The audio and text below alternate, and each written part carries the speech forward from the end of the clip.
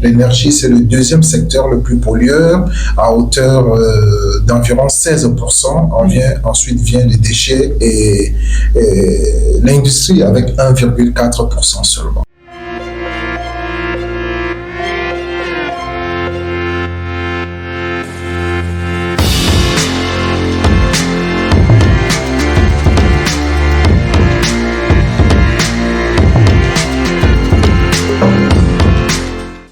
Good morning, ladies and gentlemen, and welcome to another episode of the YAFcast, where we unveil the urgencies of our changing world in the face of climate change. My name is Mary Loveline, and I'll be your host for today. But today we have a special guest who is French speaking, and I'll have to do extra efforts and speak in French. And I would equally like to emphasize on the fact that I am not French speaking, and I'll just have to put some more efforts. Bonjour mesdames et messieurs et bienvenue à ce podcast où nous dévoilons les urgences de notre monde en mutation en phase de changement climatique. Je m'appelle Marie Loveline et je serai votre hôte aujourd'hui. Aujourd'hui, nous avons pour invité sur ce plateau le sous-directeur du monitoring écologique et suivi du climat au ministère de l'Environnement, de la Protection de la Nature et du Développement durable au Cameroun, le docteur Timothée Kangobé. Bonjour docteur et bienvenue sur ce plateau. Merci beaucoup, merci pour cet accueil chaleureux. Et c'est un plaisir d'être là avec vous pour pouvoir partager et discuter des questions sur le changement climatique et la CDN. C'est vraiment un plaisir. Nous sommes honorés de vous avoir ici avec nous aujourd'hui. Aujourd'hui, nous allons parler de quelque chose de très important et quelque chose de très pertinent pour le Cameroun et pour le monde entier, parce que le changement climatique, ça ne nous affecte pas nous seuls, ça nous affecte tous. Ok. Aujourd'hui, nous allons parler des stratégies, des défis et des potentiels d'énergie renouvelable dans les efforts du Cameroun pour remplir ses engagements en matière de contribution déterminée au niveau national. Sans plus perdre du temps, nous allons passer au sujet d'aujourd'hui. Ok. Aussi, je tiens à mentionner que les contributions déterminées au niveau national, on les appelle les CDN. Donc, on va tellement mentionner CDN ici et je ne voudrais pas que notre public ou notre audience se perde. Donc, ils savent que CDN, c'est contribution déterminée au niveau national. Docteur Timothée Kangobé, s'il vous plaît, dites-nous qui vous êtes exactement. Merci, je suis, comme vous le dites, Timothée Kangobé. Je suis climatologue environnementaliste de formation et je travaille pour le compte du gouvernement camerounais au ministère de l'Environnement, de la Protection de la Nature et du Développement durable en tant que sous-directeur du monitoring écologique et suivi du climat. En fait, je suis le responsable en charge des questions de changement climatique de manière globale au niveau du Cameroun. Et je suis aussi le point focal changement climatique. En tant que point focal changement climatique, je suis le négociateur en chef pour l'équipe des négociateurs du Cameroun. Je participe aux négociations de changement climatique depuis bientôt 20 ans. Je suis aussi, puisque nous parlons de la CDN, le coordonnateur national CDN du Cameroun depuis la toute première CDN. Et actuellement, nous sommes en train d'engager la révision de la CDN, la troisième que nous appelons la CDN 3.0. Voilà, je crois que je peux me limiter là. J'ai plusieurs casquettes, mais je crois que pour l'instant, je peux me limiter là. Intéressant. Qui d'autre pour nous parler des CDN que le coordinateur national camerounais lui-même? C'est un plaisir. C'est vraiment excellent parce que je pense qu'il maîtrise la chose. Il va nous dire exactement qu'est-ce qui est les contributions déterminées au niveau national au Cameroun. Nous allons passer à la première question qui est: quels sont les objectifs actuels des CDN du Cameroun en matière d'énergie renouvelable et quels points ces objectifs sont-ils ambitieux? Ok, premièrement, avant d'attaquer les objectifs de la CDN en ce qui concerne l'énergie, il faudrait déjà planter le décor pour présenter les objectifs de manière globale. Le Cameroun s'est engagé à réduire ses émissions de 35% d'ici 2030. Oui. Ça, c'est selon la CDN révisée de version 2021. La première, c'était 32%. Et là, puisque l'accord Paris, dans son article 4, dit à chaque fois que vous révisez, vous devrez augmenter votre degré d'engagement. Oui. Donc, nous sommes passés de 32 à 35% de manière globale. Et dans les 35%, la priorité, c'est au niveau de l'agriculture, premièrement, qui est le secteur le plus émetteur au Cameroun, Oui. avec environ 70% des émissions globales, suivi des déchets, de l'énergie. L'énergie, c'est le deuxième secteur le plus pollueur, à hauteur d'environ 16%. Ensuite vient les déchets et l'industrie avec 1,4% seulement. Alors, quel est l'objectif de l'énergie, surtout l'énergie renouvelable dans la CDN du Cameroun? L'un des messages clés que nous avons ressortis dans notre CDN, c'est d'injecter 25% des énergies renouvelables à l'horizon 2030 dans le bouquet électrique camerounais. Et là, il faut dire que en injectant ces 25% des énergies renouvelables, il faut bien préciser ce que c'est hors grande hydro. Qu'est-ce que nous entendons par grande hydro? Les barrages hydroélectriques, en principe, sont des énergies renouvelables. Mais les 25% ne doivent pas être comptabilisés en prenant en compte ces hydros. Oui, on peut prendre en compte les mini hydroélectriques, oui, mais pas les grands hydros. Donc voilà l'objectif de manière globale, introduire 25% de l'énergie renouvelable dans le bouquet électrique camerounais d'ici 2030 pour atteindre les objectifs de la CDN. Oh, c'est intéressant. Et quel développement? 25%, c'est pas 2%, c'est beaucoup pour le Cameroun. Effectivement. Ok. Monsieur, comment les énergies renouvelables s'inscrivent-elles dans la stratégie globale du Cameroun pour atteindre ses objectifs de la CDN? Nous sortons il y a 2 jours d'un forum international, un forum Corée-Cameroun, oui, sur l'économie et l'énergie, où j'ai été panéliste.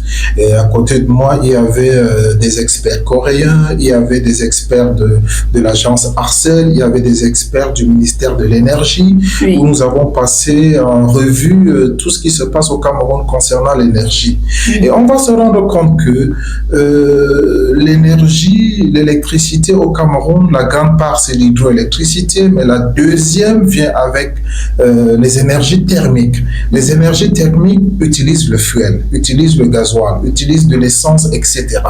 Et c'est ce qui contribue à l'émission des gaz à effet de serre dans l'atmosphère. Ça veut dire que au niveau du Cameroun, même si le Cameroun n'est pas un pays pollueur, quand nous, oui, disons il n'est pas pollueur, notre capacité de réduction, de séquestration est au-dessus de nos émissions, dont nous avons un bilan négatif. Mais qu'à cela ne tienne, au niveau de l'énergie déjà, il y a beaucoup de choses qui doivent être faites.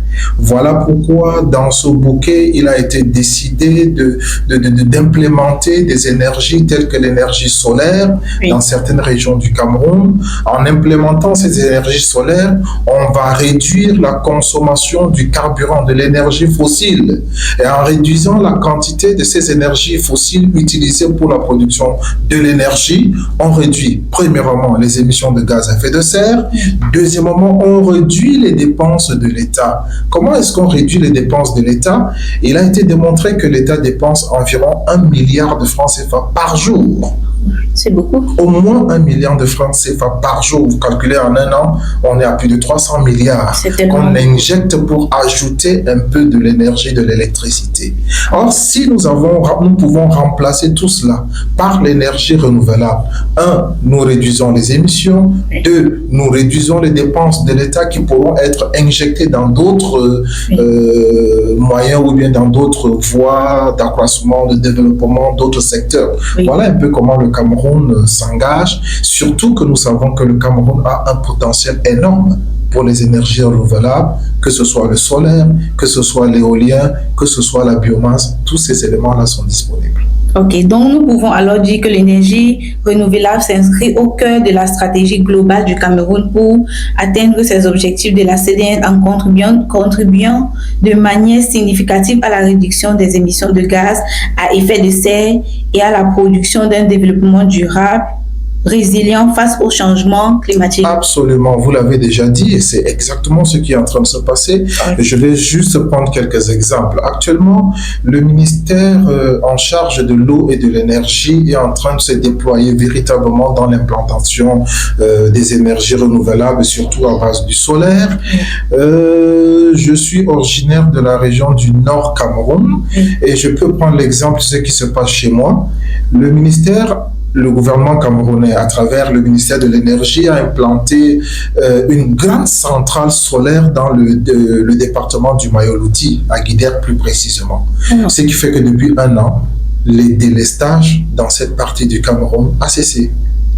Je peux vous dire que chez moi, à Figuil, je vous assure, j'avais acheté un groupe électrogène, mais depuis un moment, je ne l'utilise plus parce que l'énergie solaire qui est injectée dans le bouquet fait en sorte que les populations ont un accès facile à l'énergie. C'est la même chose aussi qui se passe à Maroua. Il y a 2 grandes centrales. Donc, ces 2 grandes centrales, déjà dans le nord et l'extrême nord Cameroun, font en sorte que la consommation de l'énergie fossile est réduite et les dépenses sont réduites. Et ça permet aussi que maintenant, quand nous allons engager la révision de la CDN, nous allons comptabiliser les efforts que l'État a apportés à travers ces centrales-là en réduisant les émissions de gaz à effet de serre. Cela permettra pour nous de présenter les efforts du Cameroun dans le domaine de l'énergie, mais aussi dans d'autres domaines et voir comment aller encore plus loin dans cette optique-là. Ok, merci pour cela. Comment les énergies renouvelables peuvent-elles contribuer à la réduction du gaz à effet de serre? Cette question est reliée d'une manière ou l'autre à la précédente. Précisément au Cameroun, et quels sont les impacts estimés? Parce que toute chose a un impact. Quels sont les impacts estimés? Comme je venais de le dire, vous voyez, quand vous réduisez la consommation d'énergie fossile et vous développez beaucoup plus les énergies renouvelables, sa plus-value ici, dans un premier temps, c'est la réduction des émissions liées aux énergies. La deuxième chose, c'est la création d'emplois. Parce que quand vous voyez, c'est ce que nous appelons l'éco-bénéfice. Quand vous voyez les centrales solaires qui sont installées sur plusieurs dizaines... Vous avez touché une question qui arrivait plus tard. Ah, d'accord.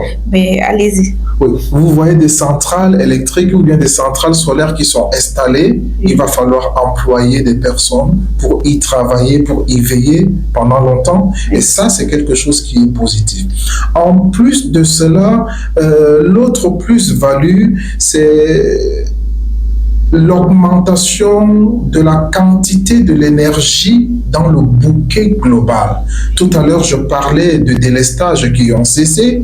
Avec les délestages qui ont cessé, les populations peuvent vaquer facilement à leur occupation. Imaginez-vous un seul instant que dans un village ou bien dans une ville, vous avez une coupure d'électricité pendant 1 semaine. C'est les activités qui sont arrêtées, c'est l'économie qui chute, c'est beaucoup de choses, que ce soit au niveau de la santé, dans les hôpitaux, que ce soit au niveau même sanitaire avec la conservation des produits alimentaires qui vont entrer en putréfaction, etc. Vous voyez, avec l'énergie solaire qui vient ajouter un plus, vous allez réduire tous ces problèmes-là, que ce soit sur le plan environnemental, que ce soit sur le plan économique et même sur le plan social, en réduisant un peu, entre guillemets, la grogne des populations. Vous savez, quand on coupe la lumière, personne n'est content. Oui. Donc voilà un peu. Ok. Les impacts estimés, excusez-moi. En termes d'impact, il faudrait dire que les énergies renouvelables pourraient apporter, si tout est pris en considération, au moins 50% des réductions des émissions de gaz à effet de serre. Non seulement au moins 50%, quand nous avons parlé de 25 là, c'est ce qui est faisable sur 10 ans. Oui. On peut aller plus loin. Le potentiel est là. Quand vous prenez le potentiel solaire, quand vous prenez le potentiel éolien dans les hauts plateaux de l'Ouest, quand vous prenez la biomasse dans les autres territoires ou bien les zones agroécologiques, le potentiel est énorme. Et le potentiel et l'impact pourra être non seulement au niveau environnemental, mais aussi au niveau social, au niveau économique, etc. Il y a une association des jeunes dont je parraine, Oui. Sans publicité, je ne vais peut-être pas donner le nom pour ne pas faire de publicité. Pas de souci, allez-y. Ok, le nom. le CFE, Oui. le Care for Environment. Okay. Il travaille dans ce domaine de l'environnement et tout récemment, il vient de former 100 jeunes filles dans le montage des énergies renouvelables au solaire, le montage des plaques solaires. La cérémonie de remise des diplômes a été faite il y a de cela 2 ans, deux semaines, je vous en prie, à Bafoussam, présidée par une dame aussi qui parraine, la ministre de l'urbanisme, Madame Ketcha, et moi-même. Donc ça a été un succès. Vous voyez, en multipliant cela, ces jeunes filles ont une capacité de monter déjà et d'aller accompagner des populations qui voudraient installer la mini-centrale ou bien des plaques solaires dans leur domicile pour les accompagner. C'est une création d'emplois, c'est une réduction des émissions de gaz à effet de serre, c'est une réduction des impacts négatifs de délestage dans nos ménages et les impacts doivent encore être revus à la hausse. Wow, ok. À mon avis, il y a plein d'impacts positifs. Exact. Mais toute chose positive, un côté négatif. Ça ne manque jamais. Je pense que l'énergie renouvelable, quand on veut la créer dans une zone, des fois, ça apporte la déforestation. Des fois, il faut même faire quitter les habitants d'où ils sont. Expliquez-moi. L'énergie renouvelable, ses impacts négatifs, c'est beaucoup plus au niveau de la gestion des déchets électroniques. Parce que vous voyez, quand vous utilisez des plaques solaires, quand vous utilisez les batteries de recharge, Oui. Ces outils ou bien ces matériaux ont une durée de vie limitée. À un certain moment, il va falloir les remplacer. Et c'est là où le véritable problème se pose. La gestion des déchets électroniques. Nous n'avons pas encore toutes les capacités pour gérer ces déchets électroniques. Oui. Et ça veut dire qu'à plus tard, ces déchets vont aussi entraîner des émissions. Peut-être pas seulement les émissions de gaz à effet de serre, mais d'autres émissions aussi liées aux problèmes chimiques, etc. Je ne le confirme pas encore, il va falloir que des études soient faites là-dessus, mais il y a un problème de gestion de ces déchets électroniques qui est réel. Mais comme on dit, on ne peut pas faire des omelettes sans casser les œufs. Oui. Quand on essaye de voir la balance, les impacts négatifs sont des moindres. Okay. Maintenant, au niveau des autres énergies, quand on parle de la biomasse, il ne s'agira pas d'aller couper le bois. Quand on parle de la biomasse, ce sont les résidus qu'on utilise. Ce peut être les déchets qu'on utilise pour créer ou bien pour produire de l'électricité. Il y a eu un exemple qui a été fait avec Isacam. Isacam, à travers leurs déchets qui sont stockés à Kolfulu, il y a eu un projet MDP, CDM en anglais, qui consistait à capter le méthane issu du déchet et le brûler en torchère. J'ouvre une parenthèse pour dire que le méthane, c'est 25 fois plus dangereux que le gaz carbonique. Vous avez 2 possibilités. Soit vous captez le méthane, vous le brûlez par une méthode qu'on appelle la torchère à plus de 1000 degrés et vous réduisez les émissions de 24%. Quand vous brûlez, ce qui repart dans l'atmosphère, c'est le CO2 et vous avez réduit le méthane qui a une durée nocive encore dans l'atmosphère plus que le CO2. Deuxième chose que vous pouvez faire, au lieu de le brûler, vous l'utilisez et vous le transformez en énergie. Ça peut être l'énergie électrique, ça peut être le gaz pour la préparation dans les ménages, etc. Et vous récupérez beaucoup d'autres choses. Okay. Donc voilà autant de choses que nous pouvons dire concernant les impacts dans ce domaine. Ok, merci pour cette intervention. Comment les parties prenantes telles que le gouvernement, le secteur privé, les sociétés civiles collaborent pour faire avancer les projets d'énergie renouvelable en lignant sur les objectifs de CDN? Vous savez, la CDN prend en considération toutes les parties prenantes. Oui. Le cadre institutionnel de la CDN, au départ, en haut, nous avons d'abord un comité interministériel qui est piloté par le Premier ministre ou bien son représentant, avec comme pour vice-président le ministre de l'Environnement. À l'intérieur, nous avons les administrations sectorielles, je crois qu'ils sont au nombre de 13, mais nous avons aussi le secteur privé et la société civile. C'est l'instance de prise de décision, c'est l'instance d'orientation politique. Et ce sont toutes ces parties prenantes-là qui se regroupent pour donner une orientation.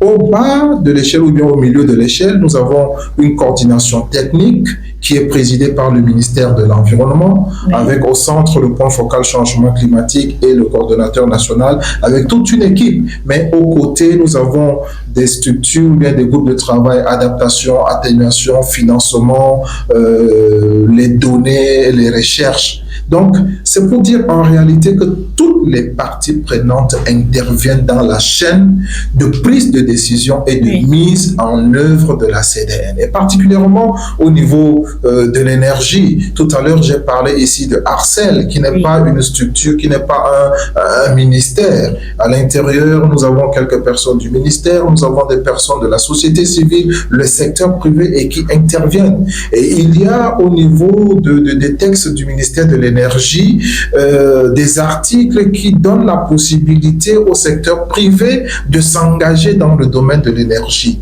Et alors, nous avons ouvert, n'est-ce pas, cette porte-là, cette possibilité à tous les responsables, que ce soit la société civile, que ce soit le secteur privé, de pouvoir intervenir, de pouvoir interagir pour accompagner le gouvernement. Bref, l'objectif du gouvernement, c'est de travailler avec toutes les parties prenantes sans mettre de côté quelques individus ou bien quelques organisations que ce soit. Ok. Donc, en autre terme, ce que vous dites, c'est la collaboration du gouvernement, société privée. Exact. Ok. Ça permet... Excusez-moi. Cela permet à réduire... Non. Désolé. Cette collaboration permet à aligner les projets d'énergie renouvelable sur les objectifs des CDN en assurant une approche holistique et coordonnée pour promouvoir le développement durable et la transition énergétique. Effectivement, et tout cela est basé sur un document qui le chapeaute, la SND30, Stratégie nationale de développement du Cameroun à l'horizon 2030. Et dans cette stratégie, il y a une part qui est donnée par rapport à l'énergie. Et pour la mettre en œuvre, toutes les parties prenantes sont prises en considération, sont prises en compte. Et pour la petite histoire, dans l'élaboration de la CDN du Cameroun, nous recevons les projets de toutes les parties prenantes. Certains projets que nous avons dans la CDN ont été proposés par le secteur privé, ouais, parce que nous consultons toutes les parties prenantes. Hier, nous avions une rencontre, une réunion virtuelle en ligne avec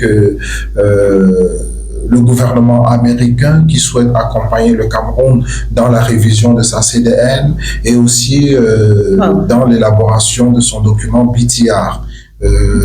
Biennial Transparency Report, qui doit être soumis à la convention l'année prochaine. Et l'une des étapes, c'est la consultation des parties prenantes. Il y a 5 ans, lorsque nous étions en train de réviser la CDN actuelle, nous avons fait le tour des 5 zones agroécologiques pour consulter les élus du peuple, pour consulter la société civile, pour consulter le secteur privé. Nous leur présentons, voilà ce que le Cameroun est appelé à faire. Est-ce que vous avez des propositions concrètes à faire? Est-ce qu'il y a des projets d'envergure que vous voudriez proposer pour que cela soit inséré dans le document de la CDN? Tous ces avis ont été recueillis et ce sont ces projets qui sont contenus dans la CDN actuelle. Ok. Je voudrais savoir quels sont les causes avantages sociaux et économiques d'investir dans les énergies renouvelables dans le cadre de la stratégie des CDN du Cameroun? Les avantages sont réels. Tout à l'heure, j'ai parlé des co-bénéfices. Oui. L'éco-bénéfice, c'est quoi? Ce sont les bénéfices qui ne sont pas liés au carbone. Pourquoi ils ne sont pas liés au carbone? Parce que dans les changements climatiques, ce qu'on recherche d'abord, c'est la réduction des émissions de gaz à effet de serre. Et en réduisant ces émissions de gaz à effet de serre, vous pouvez aller revendre ces émissions que vous avez réduites dans un marché qu'on appelle le marché carbone, Oui. qui peut être un marché volontaire, qui peut être un marché international organisé par la Convention cadre des Nations Unies. Ça, c'est ce qui concerne le carbone. Ça peut être dans le domaine de l'énergie. Ça peut être dans le domaine de déchets, ça peut être dans le domaine forestier ou agricole. Mais l'autre plus-value, c'est l'éco-bénéfice. Oui. Création d'emplois. Aujourd'hui où l'emploi est tellement difficile, c'est une porte d'entrée pour des jeunes qui voulaient se lancer dans ce domaine qui est encore novateur, dans ce domaine qui est encore assez vierge, permettez-moi le terme, et qui pourrait être un tremplin pour la formation de beaucoup de jeunes. J'ai été au Cap-Vert et j'ai été agréablement surpris parce que le Cap-Vert, à Praia, a une école de renommée internationale qui forme seulement dans le domaine d'énergie renouvelable. Intéressant. Et parmi les étudiants, on m'a présenté quelques Camerounais qui sont là-bas. Ils prennent les étudiants de tous les pays, ceux qui sollicitent les pays africains. On leur apprend à développer l'énergie renouvelable, le solaire, l'éolien et autres. Et cette école, cet établissement bien construit avec les machines et autres, se situe à côté de l'océan. Et pour la petite histoire, ils utilisent même l'eau de l'océan pour purifier et produire de l'énergie renouvelable à cette base. Et ça crée des emplois. Quand vous allez au Cap-Vert, l'électricité, c'est le renouvelable beaucoup plus. La Mauritanie, aujourd'hui, vend son électricité parce qu'ils ont une très grande centrale solaire.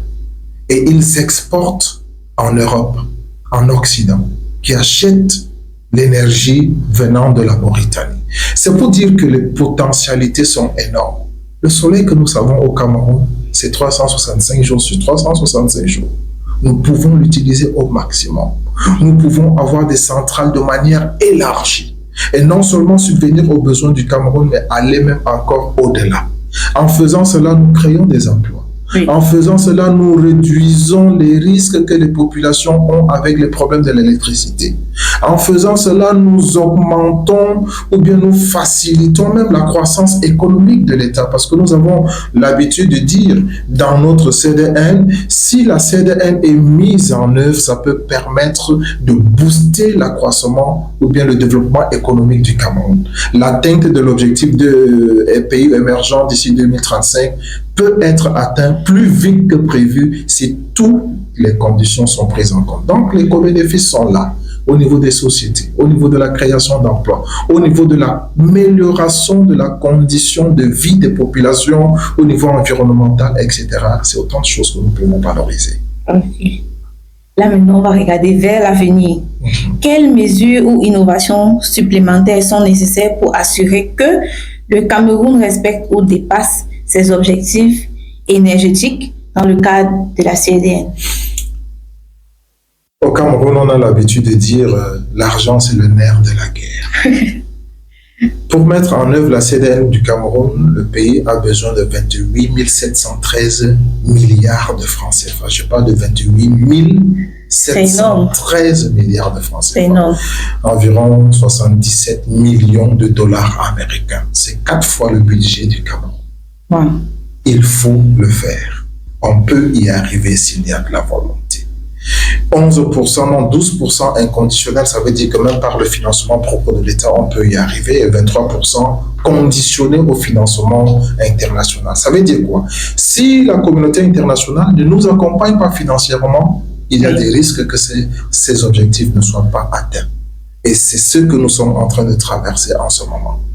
Beaucoup d'objectifs n'ont pas été atteints. C'est un mini-bilan de la mise en œuvre de la CDN que je fais déjà là. La quasi-totalité des projets de la CDN n'ont pas été mis en œuvre, faute de moyens. Oui. Deuxièmement, il faudrait dire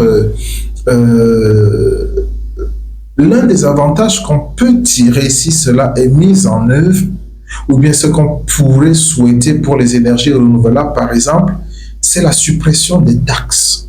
Les taxes pour l'importation des plaques solaires, des batteries, etc. Supprimer les taxes au niveau, nous l'avons proposé au niveau de la CDE, nous croyons que cela va aboutir pour que les taxes d'importation de tout le matériel pour l'installation de l'énergie solaire et puis les autres énergies renouvelables soient réduites afin de faciliter, afin d'augmenter cela et pour permettre au pays d'aller encore plus loin de l'avant. Voilà un peu les obstacles qu'on peut rencontrer et comment est-ce qu'on peut les débloquer pour pouvoir atteindre les objectifs. Okay.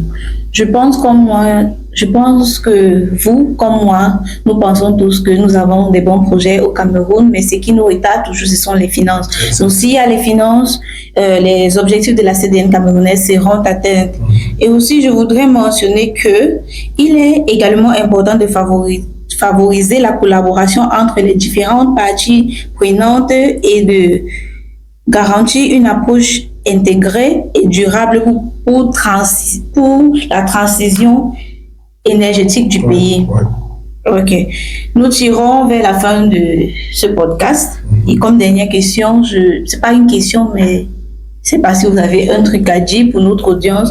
Et aussi que la majorité partie de ceux qui nous écoutent sont des jeunes qui sont tellement intéressés par le changement climatique et les solutions. Et vous avoir sur ce plateau où vous pouvez leur parler pour soit les encourager, motiver, je sais pas, serait une très bonne chose pour eux.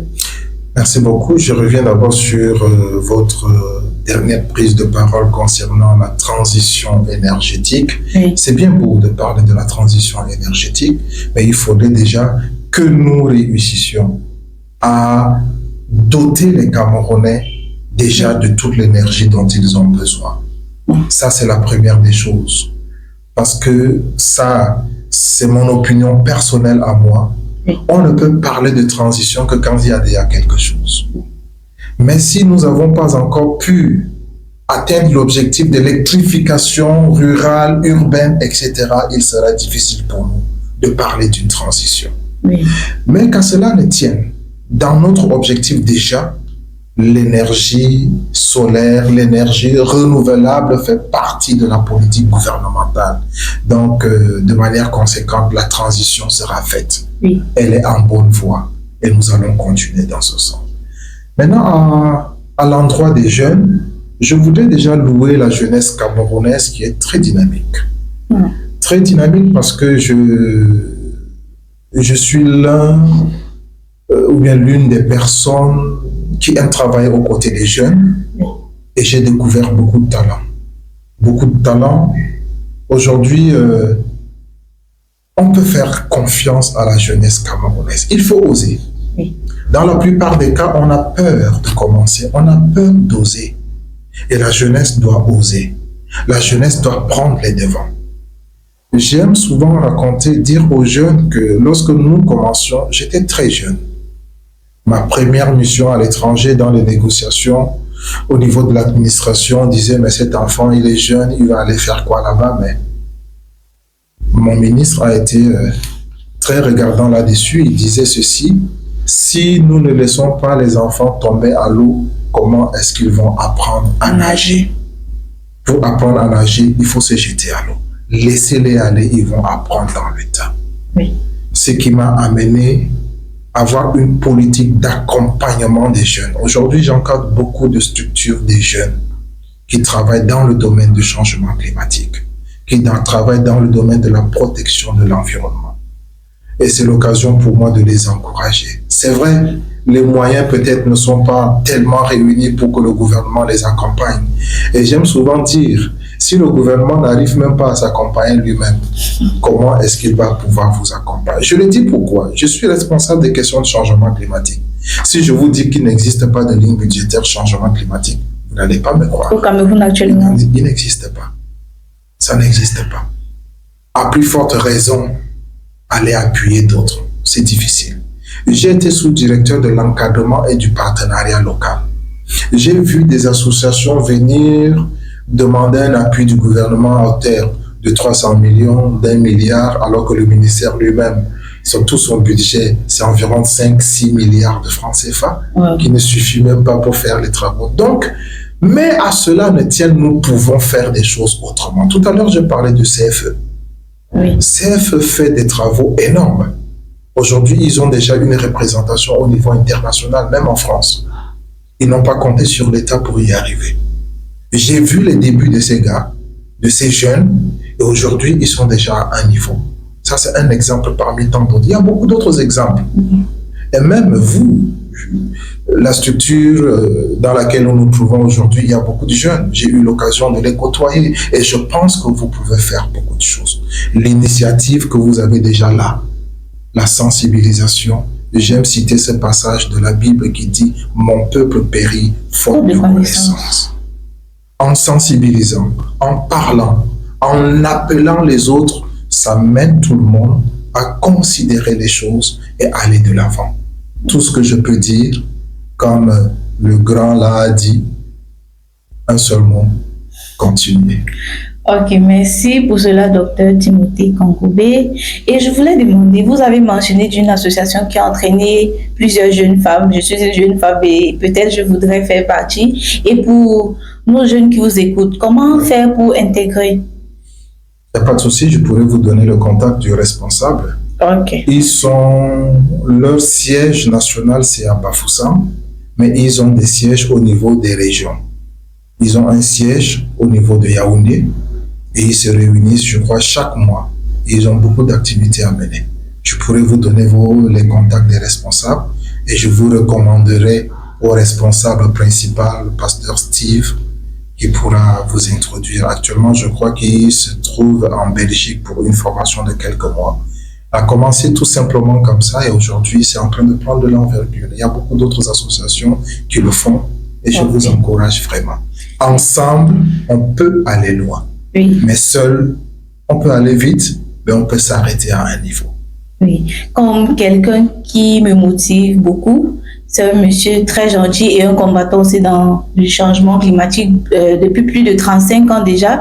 Et il a pour habitude de dire Africa United can never be defeated. En français, c'est l'Afrique unie ne peut jamais être vaincue. On va lever l'Afrique, on va dire unis, on ne peut pas être vaincu. Donc, si nous sommes unis pour le changement climatique et trouver des solutions ensemble, on va vaincre, comment je vais appeler ça, ce fléau. Oui, bien sûr, on peut le vaincre. On peut le vaincre. Oui. Ensemble, on peut le vaincre. Si vous venez au ministère de l'Environnement, vous allez voir que je suis entouré de beaucoup de jeunes. Et ces jeunes qui sont autour de moi ne sont pas absolument des fonctionnaires. Il y en a qui ne sont pas fonctionnaires, qui sont venus comme de bénévoles, mais qui sont restés par patience, par abnégation. Et aujourd'hui, certains d'entre eux ont déjà une renommée au niveau international. L'un d'entre eux, je l'ai envoyé dans une formation représenter le Cameroun en Corée, où il y avait beaucoup d'autres pays. Je vous assure, il est sorti major de la promotion. Wow. Il n'est pas fonctionnaire. Wow. Et je l'utilise. Il travaille avec moi. Il n'est pas le seul, ils sont nombreux. Donc pourquoi pas? Il faut essayer. Ok. On peut y aller. Oui, on peut y arriver, comme le docteur Timothée Kangoubé vient de nous dire. Nous tirons à la fin de cet épisode. Une fois de plus, merci d'avoir honoré notre invitation, docteur. C'est pour nous un privilège. Ladies and gentlemen, we are coming to the end of our podcast. Today we received as guest Dr. Timothée Kangoubé, where we discussed on the strategies, opportunities, and challenges of renewable energy with the NDCs in Cameroon. It was an honor to have him here with us today. I was Marie Loveline, your host. See you next time. Docteur, c'était pour nous un privilège de vous avoir aujourd'hui. Moi, je suis Marie Loveline et j'étais la hôte aujourd'hui et on se rencontre prochainement pour une autre épisode. Merci beaucoup. Le plaisir est pour moi et à tout moment, je serai disponible pour vous accompagner. Merci.